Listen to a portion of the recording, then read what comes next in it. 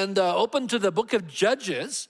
We are going through the Bible, and we're in the book of Judges, chapter 13. And the title of our message, How God Uses Failure. It is a very important insight into how God can use failure in our lives. So let's open our hearts and ask God to bless our time and study of His Word. Father, we thank you so much for sending your Word. And we know that you send it forth in power to transform us, strengthen relationship to you and faith.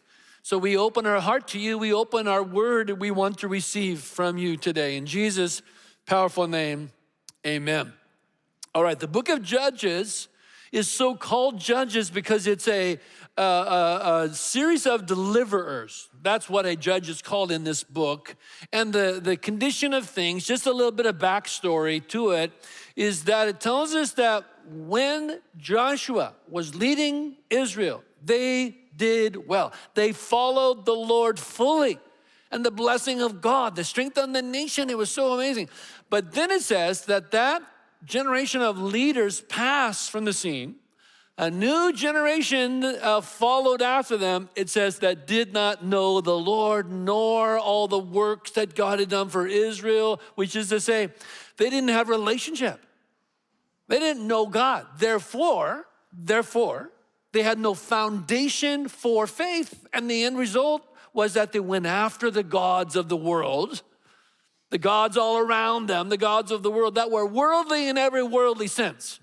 Very sensual, licentious, gods of the world. And I mentioned before, what was the draw? What was it about the gods of the world that was so interesting to Israel? Well, because they were appealing to the nature of man in which they were born. It's natural, not spiritual. It's natural, the condition of man in which he was born. Problem is, leads to death. Sickness of the soul, all kinds of troubles upon troubles upon troubles. The nations around them arose up in strength because the nation was weakened. And they brought so much troubles that finally when Israel would get to the bottom, when they get to the lowest point, then they cry out to God. But God would answer and God would give a deliverer. And I suggest it's very interesting and very important for us to study because the condition of things in Israel in those days is very similar to the condition of things that we're seeing today. There's so many people that are turning their hearts away from God, turning towards the things of the world that are worldly in every worldly sense. And I'll tell you what, it brings so much trouble to their lives. I have never seen so much trouble, so many people brokenhearted, all kinds of lives broken today, like I've never seen before. And it's important, therefore, to take hold of these lessons. So these deliverers God would raise up. And it tells us that when that deliverer lived, they would do well, but then when he died, the next generation, here we go, would do the same thing. And so there are 12 such deliverers. We're meeting the last one today. His name is Samson, which is, I think perhaps Samson is the most famous of all of the deliverers or judges of Israel. He's famous, well known for really two things. One, tremendous strength, physical strength. When you see kind of some of the children's books or drawings, of Samson in the Old Testament, he looks like Atlas from the Old Testament. We don't know what he looked like, but he had that fame of great spirit endowed strength, right? But he's also known for his weaknesses because there were a lot of weaknesses, and there we're going to learn a lot from him because you can learn a lot from watching the strengths and the successes of others, but you can also learn from watching other people's failures. Now, the one who's wise will take hold of the things that are good and right and the character of that which is good, but will avoid the failures that they also see. Now, the story of Samson is intriguing for something else, because the story of Samson reveals an aspect of God's heart that is so key to understand. It shows how God can use failure for his purpose and glory. Now, we know God uses strength of faith and strength of character. The The stories are throughout the Bible. Examples: Noah, man of righteousness; Enoch, walked with God; Abraham, man of faith; Joseph, a man of character and integrity. God spoke to Moses as a man speaks to his friend. And then there's Joshua and Caleb and Ruth and Boaz and David and Hezekiah and Josiah and Daniel, and on and on. But we also know, when you go through the scriptures, that there are many with failure.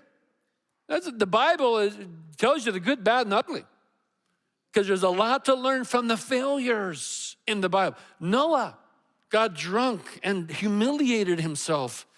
Abraham, he told a half lie. His son Isaac told a full lie, and his son Jacob was a liar.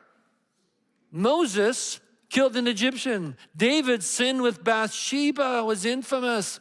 Peter denied the Lord 3 times. All the disciples abandoned Jesus. In the book of Acts, Saul persecuted the church due to misplaced zeal. John Mark quit on the first missionary journey, and that's just for starters. I mentioned Moses. Moses was 120 years old when he died, and his life could be divided into 3 segments of 40 years. D.L. Moody once said, Moses spent the first 40 years of his life thinking he was a somebody. He spent the second 40 years of his life learning he was a nobody. And then he spent the last 40 years of his life discovering what God can do with a failure and a nobody who trusts in God. Because God can use failure. That's one of the great lessons of the story. God can use failure in your life. He can use it to get your attention. He can use failure to cause you to reevaluate your priorities. He can open your eyes to weaknesses. He can bring humility through failure. He can transform character. I remember reading the story of a promising junior executive at IBM. Okay, this was a few years ago. And this promising junior executive involved the company in a risky venture that resulted in a $10 million loss. So the CEO called the nervous junior executive into his office. And the young man sat there humbly and said, I suppose you want my resignation. The CEO replied, you can't be serious. We just spent $10 million on your education. Which is to say, God uses failure. God, you can learn from failure. By the way, interesting little factoid I just happened to read this week. Warren Buffett came out and said that he made a mistake that cost Berkshire Hathaway $11 billion. So there you go. Even the Oracle of Omaha makes mistakes. You can learn from failure. And the story of Samson is a story of epic failure. There are victories, but you'll learn a lot from his failures. So the backstory is this. We started in chapter 10 where we saw once again Israel turned their heart away from God. They went after the gods of the world. So God gave them over to their enemies, the Philistines and the Midianites. Now the Midianites oppressed Israel on the east side of the Jordan. We were reading about Jephthah, how he was a deliverer there. But here now in chapter 13, God begins to help Israel from the oppression of the Philistines, and that's where we meet Samson. He will be the beginning. He will be the beginning of the help. They will not truly be free from Philistine oppression until David the king arrives on the scene. Because at this point in their history, this is almost contemporary to Samuel, the prophet, who will arise. And then we'll see King Saul and King David. So we'll get to those soon. But here we've been reading now also in the book of Judges about how God uses those who are like nobodies, born with every disadvantage. And yet God seems to delight to use nobodies. But here, when you meet Samson, you meet someone who was born with every advantage. Tells us that his mother was she was barren, had no children. And in that day, that would be like a tragedy for a woman. But it says that the angel of the Lord appeared to her. Now, whenever you see the angel of the Lord, many believe that is a theophany, a appearance of Christ in the Old Testament, which we're going to see in greater dimension here. So the angel of the Lord meets his mother, who's barren, and tells her that she's going to bear a son. And that son would begin to deliver Israel from the Philistines, and that he would be a Nazir. A Nazir, or Nazarite, we would say, is a person who takes a special vow. Now, don't confuse Nazarite with Nazarene. Nazarene is someone from the town of Nazareth. But a Nazarite, a Nazir, someone who takes a special vow of dedication, either a man or woman, dedicating their life, separating themselves from the world to be dedicated to the Lord. He says he will be a Nazir, a Nazarite from birth. Therefore, even when she carries the child in her womb, she also should abide by the Nazarite vow. So he's born. The Lord blessed him, gave him extraordinary strength and courage by which he is famous. Then you say, well, why did he fail? Well, the lessons of his failure are epic. So let's read it. We're in Judges chapter 13. We'll begin in verse 24, but actually I want to just kind of look back just a little bit, because when this angel speaks to the mother, Manoah, Samson's father, is not there. So he prays and says, Lord, send forth the angel again that we might, hear this. And he does, he hears him, sends the angel who repeats what he said. But then would you notice this? Because it really is important. Verse 17, so Manoah, or Samson's father, said to the angel of the Lord, what is your name? Now we're intrigued by this. Yeah, we would like to know too. What is your name? I mean, if it's a typical angel, we're gonna know it's Michael or Gabriel or something. What is your name? So that when these things come to pass, we might honor you, your name. So the angel of the Lord said to him, why do you ask my name? Seeing that it is wonderful. In other words, it's too, in the Greek, in the Hebrew, it's more clear. We use the word wonderful from the English, but it's hard to capture the depths of the Hebrew word here. In the Hebrew, you can see it better. Incomprehensibly, gloriously wonderful. We can't capture all that, so we say wonderful. It's too wonderful. It's too incomprehensibly, gloriously wonderful. Now, verse 24, so the woman gave birth to a son, and she named him Samson. It means the light of the sun. And the child grew up, and the Lord blessed him. And the Spirit of the Lord then began to stir him in Mahaneh Dan, or the camp of Dan, near between Zorah and Eshtaol, chapter 14, verse 1.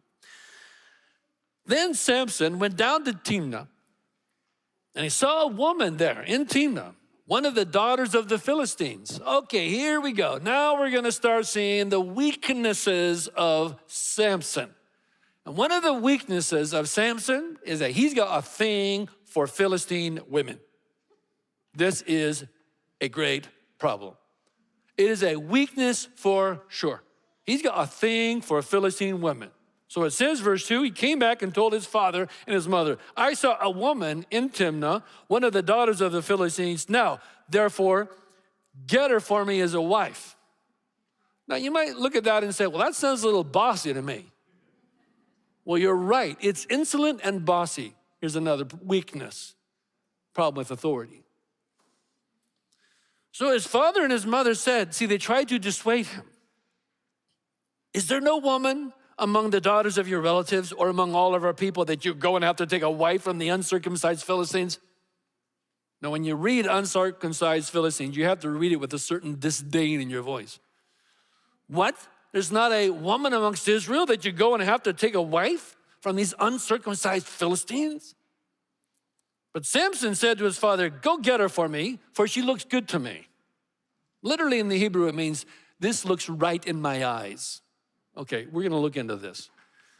Verse 4 is intriguing. However, his father and his mother did not know that this was from the Lord. For he was seeking an occasion against the Philistines. For at this time, the Philistines were ruling over Israel. Samson is going to be used as an agitator.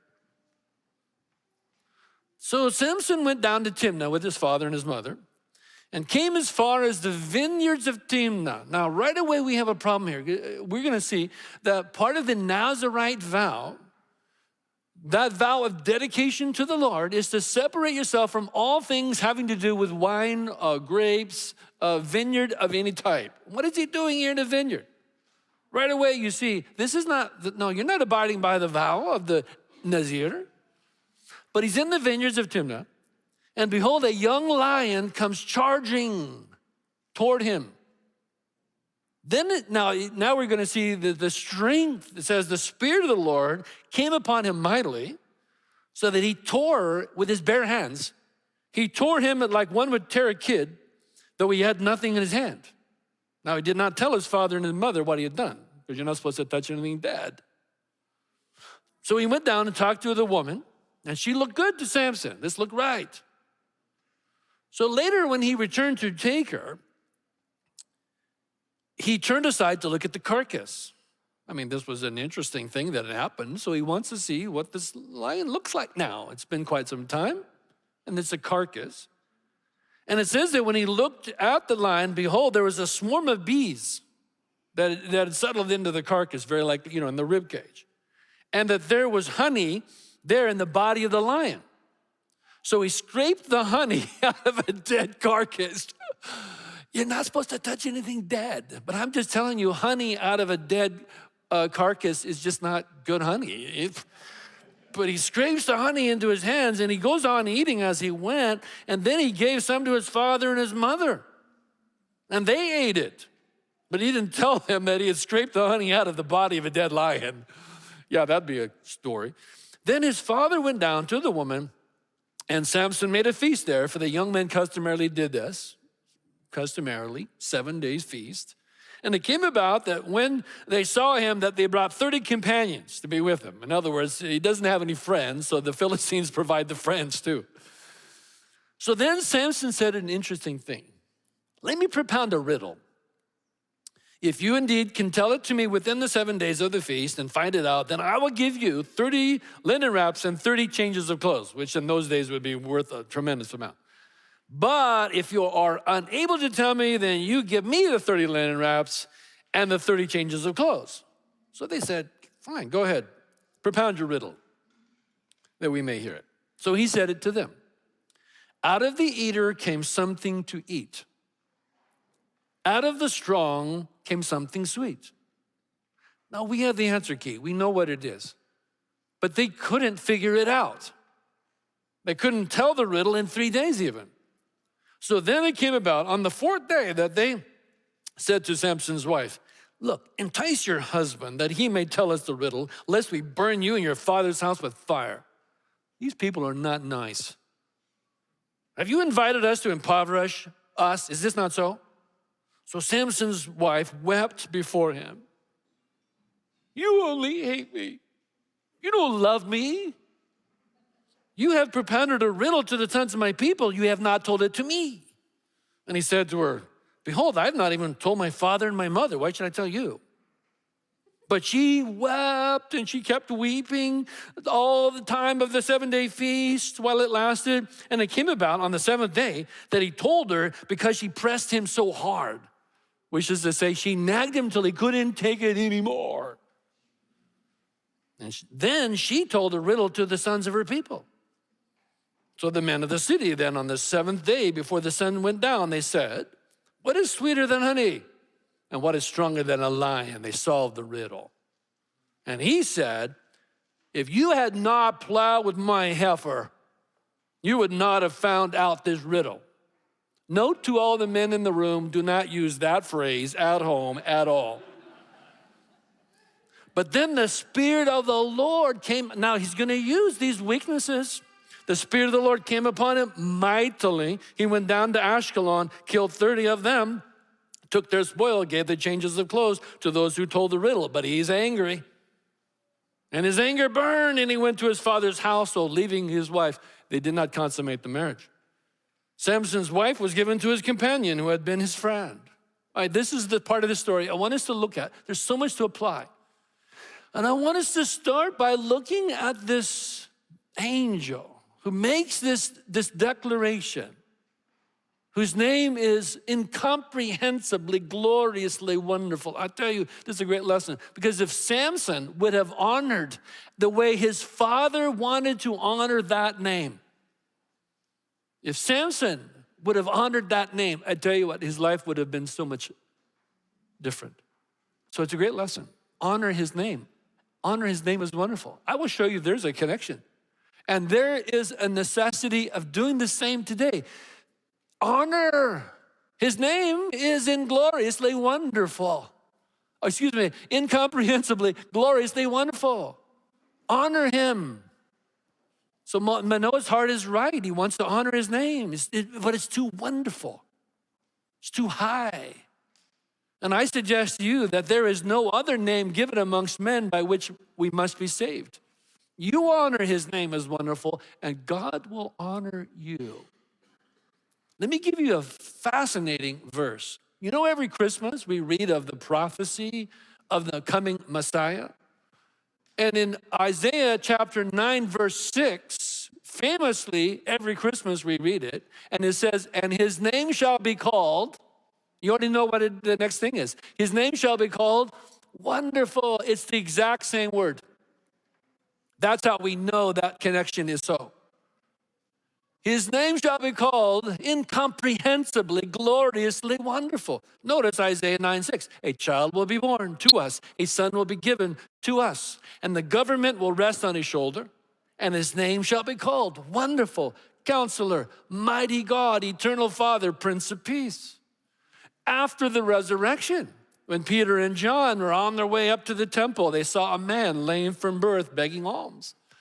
They reached out, took hold of the man, raised him up, and he was immediately healed. A great crowd gathered, so he preached Jesus. Well, then the Jewish leaders came, arrested them, and demanded that they give an account. So this is Acts 4. It's a great story, but notice the name. When they placed them in the center, they began to inquire, by what power and by what name do you do these things?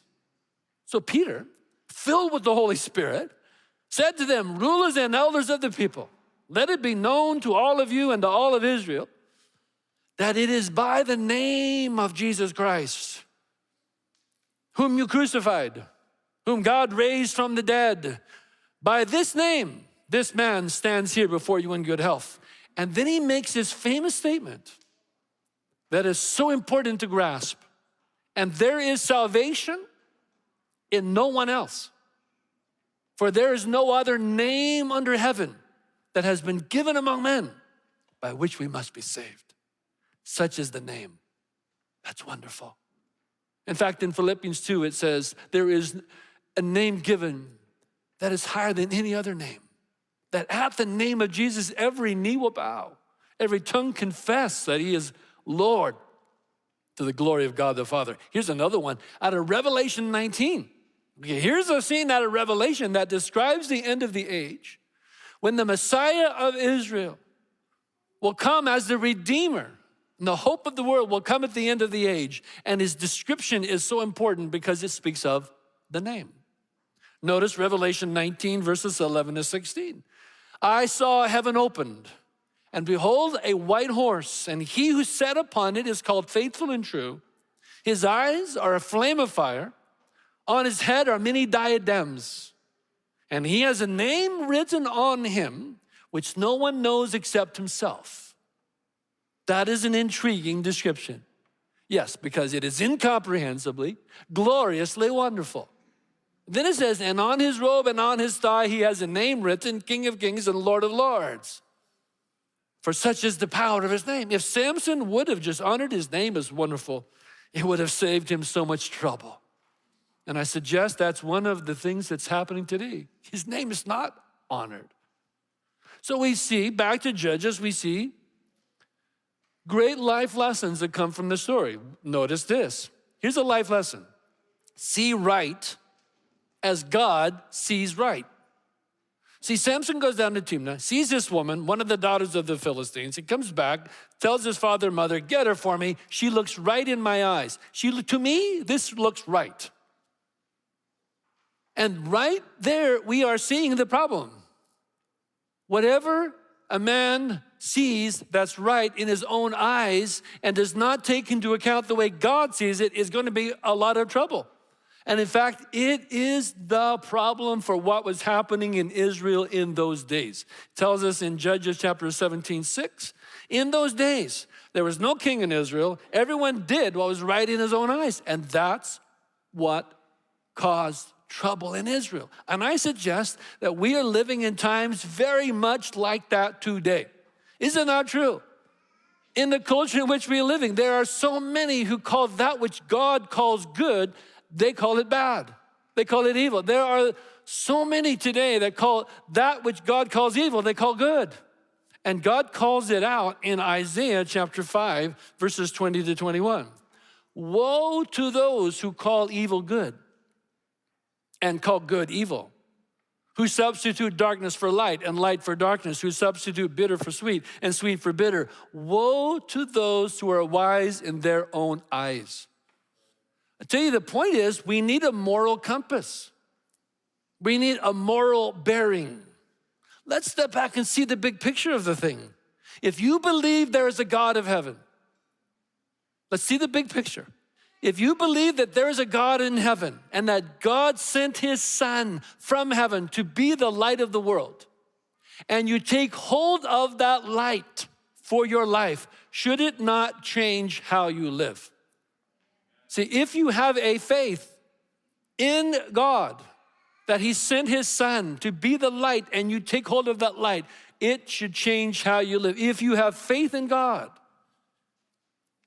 it should change how you live. Or otherwise, I suggest it's not a living faith.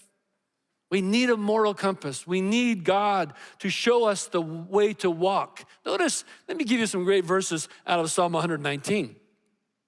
Verses 103 and 101 and 3 and 5. He says, I have restrained my feet from every evil way. Right. He says, I must restrain my feet because my feet are drawn to every evil way. It's like he just wants to go towards every evil thing. He said, I have restrained my feet from every evil way that I may keep your word. For your word to me is sweeter. It's sweet, it's good. It's pleasant to me. See, it says, how sweet are your words to my taste. Speaking of honey, yes, sweeter than honey from a honeycomb. And then he adds this very famous word. Your word is a lamp to my feet. It is a light to my path. It shows me the way in which to live. We need a moral compass. We need a moral bearing. Samson, he sees this Philistine woman and in his eyes, this looks right. So he demands his father and his mother to get her. Now, it was the custom in that time for a father to arrange a marriage for his son, which included a gift of money or some other valuable thing to the woman's father. And this would seal the betrothal. Now, Samson's father and mother did not approve of this woman and tried to dissuade him. But Samson would not listen. He refused to listen, which is going to prove fatal literally. He is disrespectful and disobedient. And that, I suggest, it was a condition that was happening in Israel, and it's a condition of the days in which we are living. For Paul says it is a sign of the latter days. Notice, would you, at 2 Timothy chapter 3, verses 1 to 5. Realize this, Paul wrote, that in the last days, difficult times will come.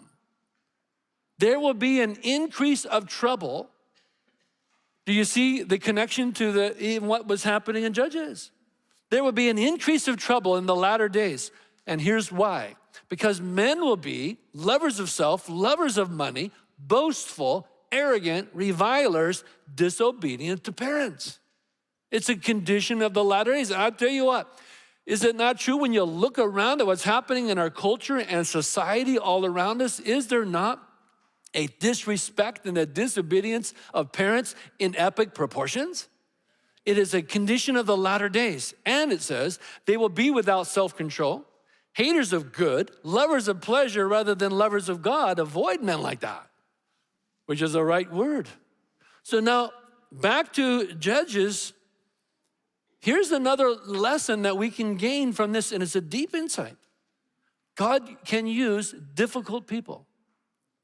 Difficult people God can use for his purpose. Now, at first, Samson's parents hear he wants to marry this Philistine. They try to change his mind. Is there no woman among the daughters of Israel that you have to have this wife? from the uncircumcised Philistines? Then we read verse 4. However, his father and his mother did not know that this was of the Lord. For he was seeking an occasion against the Philistines because the Philistines were ruling over Israel. So Samson is going to be an agitator.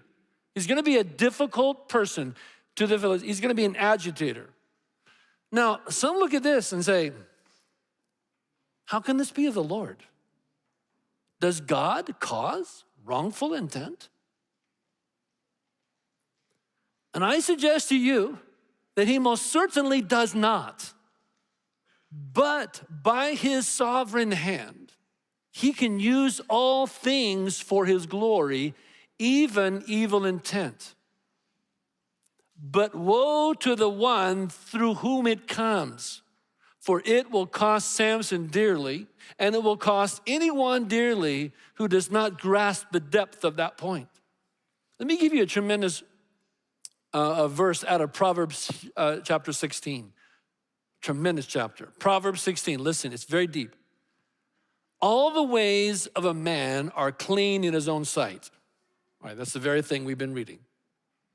All the ways of a man are clean in his own sight. But the Lord weighs the motives of the heart.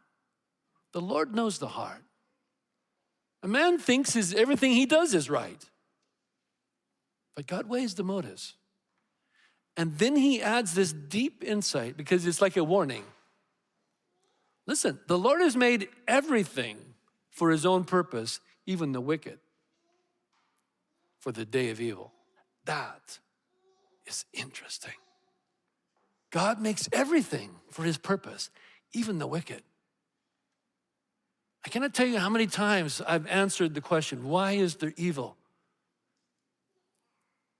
Our daughter was murdered. I understand evil. I'm intimately acquainted with evil. And so it's important to step and see. A deep word here. The Lord has made everything for his purpose, even the wicked, for the day of evil. But then it adds this phrase. Because while that is true, every man must decide how he's going to live his own life. When a man's ways are pleasing to the Lord, it makes even his enemies to be at peace with him. Favor of God, blessing of God. Choose how you're going to live. God can use all things. God can use troublesome people. God can use difficult people. God can use agitators. But woe to the one who is the difficult one. Choose yourself how you're going to live. I remember many years ago when I was a youth leader in a small church, and a fellow came up to me, and he straightforwardly said to me that he was going to be sandpaper in my life, which is to say, in other words, he was going to rub me the wrong way on purpose. That's quite a pronouncement, isn't it? Yeah, I know. But I said, I looked at him and I said, okay. Each man's going to have to choose how he's going to live his life. If you choose that's the way you want to live your life, then that's the way you choose you want to live your life. But woe to the one who is the sandpaper. I'll tell you what, there are higher callings in life than being a sandpaper in someone else's life. Anybody want to agree with me? There are higher callings in life than to be the difficult agitator in someone else's life. There are higher callings. I want a higher calling. Every man's going to have to give an account of himself, of his life. We know God can use all things. God can use difficult people. God can use agitators. God can use troublesome ones. God can even use evil intent. In fact, let me give you a great word. This comes to us, it's an example that comes to us out of the book of Genesis, having to do with Joseph. Now, you remember the story of Joseph, that he was betrayed by his own brothers. Now, that's just despicable. His own brothers, who should have loved him, his own flesh and blood, betrayed him, sold him to slave traders where he would be taken to Egypt. Now, they did it out of jealousy and evil intent. I mean, it's just despicable.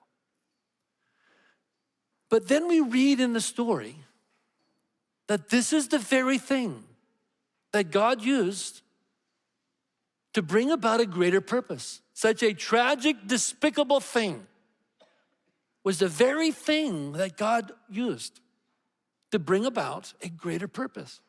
Then you come to the end of the story, and it's revealed, of course, in the story that God, through his sovereign hand, uses this betrayal and all of these troubles and difficulties in such a sovereign way that it ends up that Joseph ends up being a person of a position of authority in Egypt, and because of that, he is used of the Lord to preserve many people alive, including his own brothers. So at the end of the story, his brothers come to him to ask forgiveness. It's revealed to them that Joseph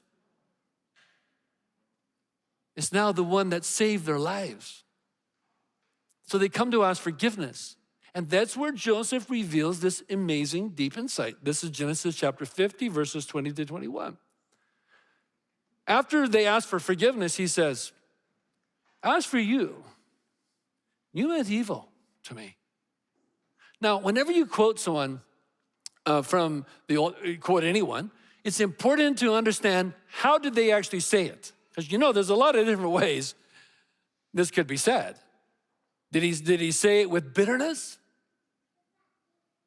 Did he hold a grudge all of these years? That's a despicable thing. And now, finally at the end, now you ask forgiveness? How did he say it? As for you. You know what? As for you, you meant evil. Now, we don't have to guess how he said it because we are told how he said it. He spoke kindly to them. What? Joseph spoke kindly? Why would he do that? Because Joseph saw. He had a deeper understanding. He saw that there was a deeper purpose at work here. And he held no bitterness because he could see that God was sovereignly orchestrating all these things. There's a deeper work. This is important to grasp today. So he says in Genesis chapter 50, as for you, you meant evil. You meant evil against me. But God meant it for good in order to bring about this present result, to keep many people alive. So don't be afraid. I will provide for you and your little ones. So he comforted them and spoke kindly to them. It's a tremendous insight. But let's go back to the book of Judges and understand this. Devotion is a better life, because this is what's missing with Samson. This is what the problem is. Devotion is a better life. Now, it tells us even before Samson was born that he was given this extraordinary calling, that he would begin to deliver Israel from the hands of the Philistines, but rather than living by this dedication to God's purpose, he's living by his desire for Philistine women and for power and vengeance. God uses all of these things. But how much better is it to live by the purpose of God with devotion? That's what's missing. Now, it's true. God gives purpose. God will set you apart for a purpose. That's important to grasp, first of all. God had purpose in Samson's life. He equipped him for that purpose. He set him apart for that purpose. It's true today. God sets you apart. We need to understand that there is purpose and meaning to life. This is a crisis of the day in which we are living now. There are so many people who do not grasp that there is purpose and meaning to life. But when you see it, where does it come from? It comes from the one whom gave you life, who breathed life into you. That's the purpose of God in your life. And when you walk in the purpose of God and the calling of God in your life, you feel his pleasure. Notice Ephesians chapter 2, verse 10. For we are his workmanship, created in Christ Jesus for good works, which God prepared for beforehand that we should walk in them. Walk in that purpose. But you need to be dedicated to the purpose of which God has called you to walk in it, or it won't be accomplished. Dedicate to the purpose of God. I was thinking of an illustration of this. Some years ago, many years ago, we had a young man in the church, and he stood out to me very distinctly. Did he stand out? Because he wore like black leather, and chains in his hair, and he would sit right in the very front, right in the middle in the front. Well, that'll get your attention.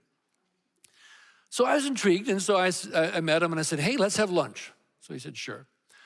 So we get together and have lunch, and I said, tell me about yourself. I would love to know about you. So he's telling me this and that. And then I said, I've got a question. What is it that you want to do with your life? He said, do you really want to know? I go, yeah, I really want to know. I want to serve the Lord in some way. I go, really? I said, do you mean that? He said, yes, I do. I said, really? If you mean that, I'll help you. If you mean that, I will help you. I'll tell you what, you come to my office every Tuesday at 4:00, and we'll like study and we'll pray. We'll do, we'll just start building a foundation. You come every Tuesday at 4:00. I said, you got any friends? You got any friends you want to bring with you? He said, yeah, I got friends. I could bring them. Every Tuesday, 4:00, he and his 6 friends would come into the office, walk right past the receptionist, walk right past the secretary. They're all in their black, and the chains and everything, all looking the same so they can be different. And they all come, and they just come, and they just sit right down on the floor of my office. Okay, we're gonna do this on the floor. All right, let's do it. And so down we sat for 2 years. We met in my office, Tuesdays, 4:00. God's gonna give you a calling. God's gonna give you a purpose. Serve, dedicate, pursue. You feel his pleasure. So the Nazirite vow was a symbol of this calling, this dedication. And the requirements of that vow were symbolic of that dedication. I want to just read where we can see it. It's out of Numbers chapter 6, verses 2 to 8. This is the vow of the Nazir, or the Nazirite. When a woman or a man or a woman, doesn't matter, makes a special vow, you make this vow because you want to make a vow. It's a vow of a Nazirite, to dedicate himself to the Lord. So he shall, this is the vow, he shall abstain from wine or strong drink, nor shall he drink any grape juice, nor any fresh or dried grapes, which are raisins. All the days of his separation, he shall not eat anything that is produced by the grapevine, from the seeds to the skin. And then, all the days of his vow, no razor shall pass over his head. He shall be holy until the days are fulfilled for which he separated himself to the Lord, and he shall let the locks of his hair on his head grow long. So all the time of his vow, dedication, it could be for whatever period he chose. He would grow his hair during the whole time. At the end of it, he would shave off his hair and actually offer it into the temple as a sacrifice, because it was during the time of dedication. Now, there are only a few in scriptures that were dedicated as a Nazir or Nazirite for life. Samson, Samuel, the prophet, and John the Baptist. So the hair was one, but then also he shall not go near a dead person. All the days of his separation he shall be holy. Let's look at those things. Okay, no wine or strong drink. Not even grapes of any form, because grapes, especially in that day, it represented the finest, the best of the earth.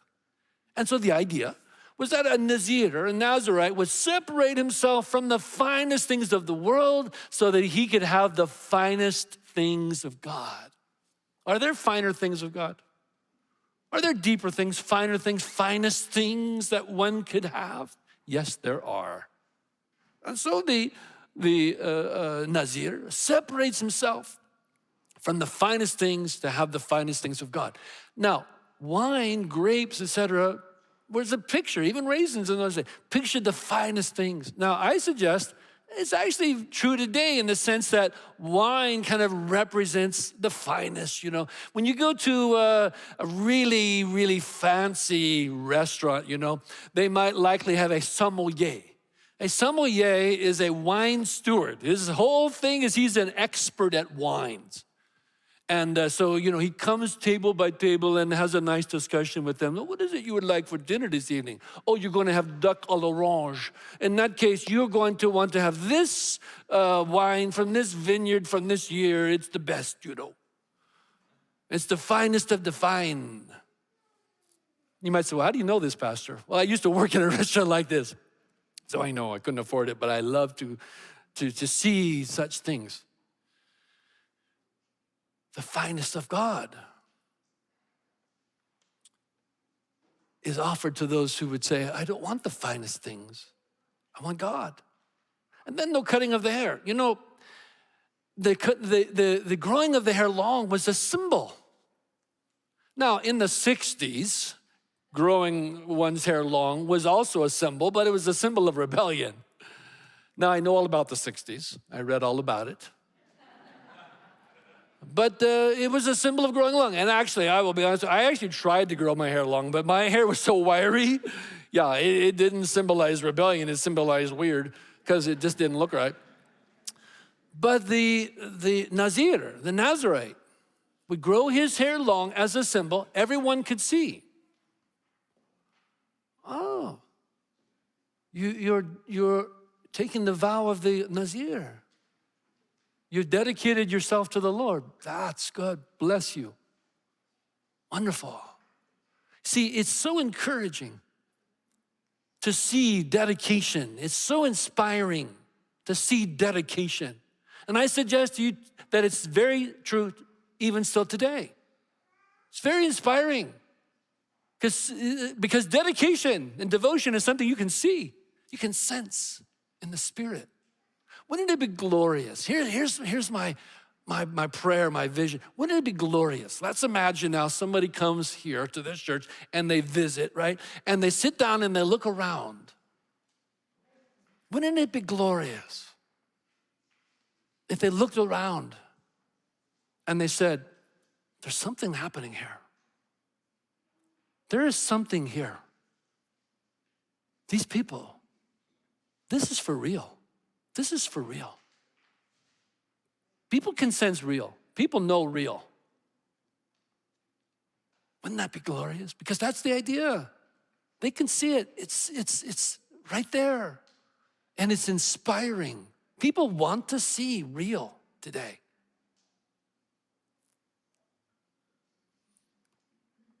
Then it says, and no contact with that which is dead. Yeah, because God is life. And so out of dedication to the Lord, you don't touch that which is dead. And I'll tell you what, there's a lot of things today in this world that are dead. Or there's a lot of things that will lead to death. You say, well, I think Jesus touched the dead. Yeah, and he raised them to life. God is life. Now, here's an interesting thing. If a Nazir or Nazarite actually did touch a dead corpse, there was a provision for starting over. He could actually shave his head and start the vow again. There's an allowance for a new beginning. Back to Judges, and we'll end with this. Devotion. That's what's missing in Samson's life. He's renowned for his great physical bearing, his great physical strength. But I suggest to you that devotion brings inner strength into the soul. And inner strength is far greater. I'm just saying. Inner strength in the soul, far greater. Devotion is what's missing in Samson. But for those who want to see the purpose of God and to live in the finest things of God, have devotion. See, a man or a woman who wants spiritual increase, wants then to become spiritual strength, they have to have devotion. Because devotion is what happens in the heart. That is a heart thing. No one knows. It's just you and God. It's devotion. It's a heart thing. It's the highest aspect of man. Didn't Jesus even say the highest that God has said touches on the highest aspect of man, to love the Lord with all of your heart, soul, mind, and strength. That is devotion. In Samson, you saw no worship, no praise, no prayer to speak of, no love for God in his heart. But the one who draws near to God, who seeks to honor his name, the incomprehensibly glorious name, has devotion. Let this be a place where there is something real. The devotion of the heart is real. God will strengthen you in the inner man when there's real devotion. Father, thank you so much for showing us your way, showing us your heart after us. God, it draws us, it so moves us to desire the finer things. God, we want that. There's something deep in us that wants the deeper, finer things. God, we want your purpose. We want to walk in your purpose, your calling. And we want there to be something real, a devotion that's right. Church, today, would God stir something in you by which you would say to the Lord, I want real devotion. I want your purpose. I want strength of the inner man. I want the soul to be alive. I want real relationship. So I devote my heart. I give you my heart. Here I am, Lord. Here I am. I give you my heart. Would you say that to the Lord would you just simply raise your hand to the Lord? And when you so raise your hand, you are saying to the Lord, I want there to be that which is real in my life. I want devotion that stirs the soul. I want your purpose to be revealed in me. God, I want to walk by your way. Would you just raise your hand and say it to the Lord?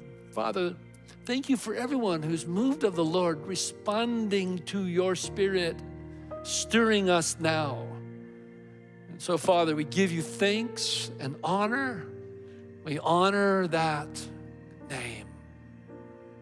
We give you thanks in Jesus' name. And everyone said, can we give the Lord praise and glory and honor?